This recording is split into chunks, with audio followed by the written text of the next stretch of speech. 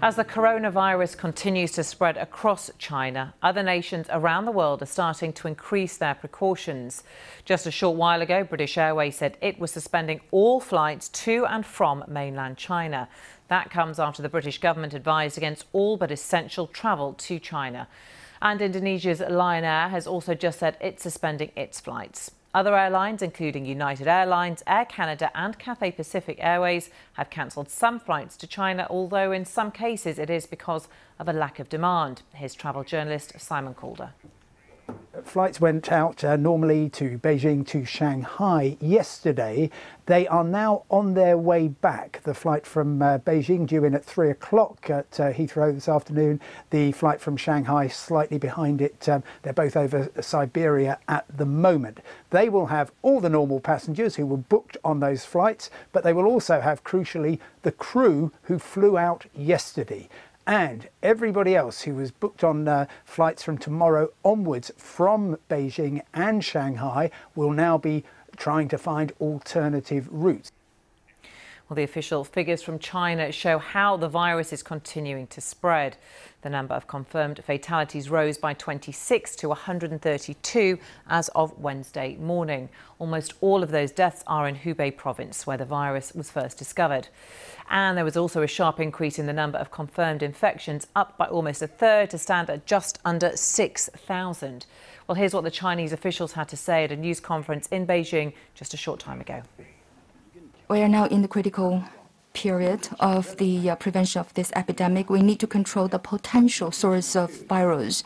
Yes, recently we do have people travel from Hubei to Fangzhuang area, and in other communities we also have the similar travelers from Wuhan, and also we actually have the registration and management of those people who travel from Wuhan or from the Hubei province, and we ask them to stay at home for the 14 days quarantine. Let's go live now to Robin Brandt, who's in Shanghai. Robin, welcome to you. With the authorities calling this now at a critical stage, what's your assessment of how they view this crisis as being at? Well, on the one hand, we have a country that's certainly around Wuhan, the epicenter city, and the surrounding province of Hubei, essentially a lockdown involving millions of people. On the other hand, we have international governments seeking to remove their people from that city.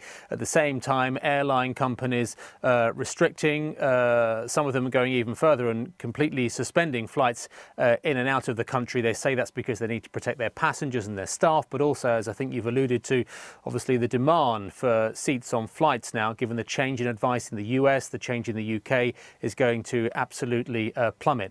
President Xi Jinping yesterday, the man who has said he is in charge of directing personally the response to this, described this outbreak of coronavirus as a devil. They are throwing everything they have at it in terms of logistics, something, of course, by the nature of the authoritarian Communist Party-controlled government here, they can do very well. Thousands of military personnel, doctors, a huge amount of money being sent in to try and assist as well. But at the same time, the effort is to try and stop the spread and just contain this virus. And the most effective way of doing that in recent days has essentially been to tell everyone not to return to work, not to return to school. They've postponed the end of China's Lunar New Year festival. That's because the prospect of tens of millions of people crisscrossing the country over the coming days and what that could do for spreading the diseases, frankly, just adds to the nightmare scenario. OK, Robin Brandt in Shanghai for now. Thank you. Well, the race is on to find a way of immunising people from the virus, and there has been a development in Australia. Scientists have been able to replicate it in a laboratory. Here's the team who did it on what that might mean.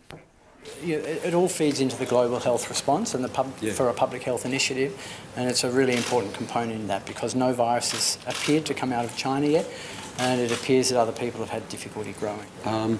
I guess when we provide the virus to others who will bring their expertise to it, that will mean that, if you like, the cycle time on what they can do will be shorter.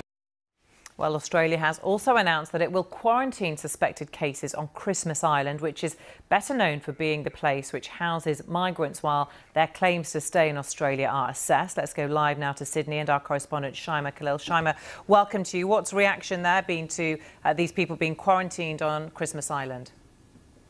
Well, I think the initial reaction was one of relief that people are being evacuated and brought back to Australia. But really, the choice of Christmas Island has raised eyebrows and raised a number of questions. As you mentioned there, Samantha, Christmas Island has quite a tainted history, if you will. Since 2003, it's been used as a detention center, a place where asylum seekers are kept and detained. It is famous for a recently reopened particular detention center that has recently been criticized for bad conditions, for human rights violations. It's currently housing a Sri Lankan family of 4.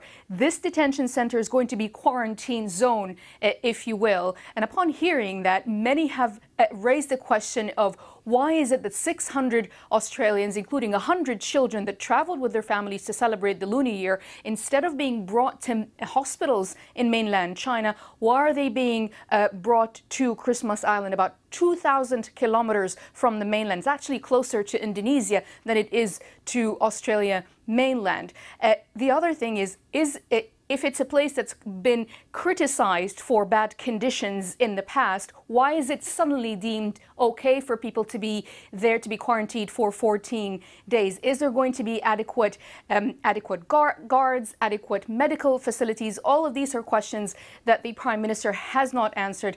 And also, inside Christmas Island themselves, we've heard from the authorities who've told local media that the first they heard about was from the media when the Prime Minister announced it. So, in principle, there is a sense of relief that Australians are coming back, but the place that they're going to go to when they do come back is quite problematic. OK, Shaima Khalil, for now, thank you.